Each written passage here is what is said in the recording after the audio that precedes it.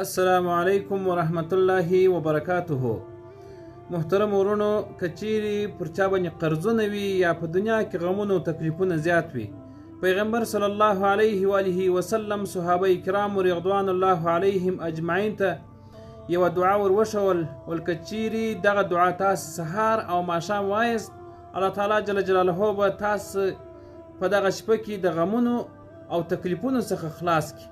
ډیره اسانه دعا ده که چیرې تاسو هم وایست، الله تعالی جل جلاله به په دغه شپه او په دغه ورځ کې تاسو د تکلیفونو څخه خلاص کړي. دعا داسې ده: بسم الله الرحمن الرحیم. اللهم إني أعوذ بك من الهم والحزن، وأعوذ بك من العجز والكسل، وأعوذ بك من الجبن والبخل، وأعوذ بك من غلبة الدين وقهر الرجال. دا دعا ده که چیرې څوک سهار او ماښام وایي، الله تعالی جل جلاله به د هر ډول غمونو تکلیفونو او قرضونو یعنی زموږ ستاسو په اصطلاح د پورونو څخه نجات ور نصیب کړي. السلام علیکم ورحمت الله وبرکاته.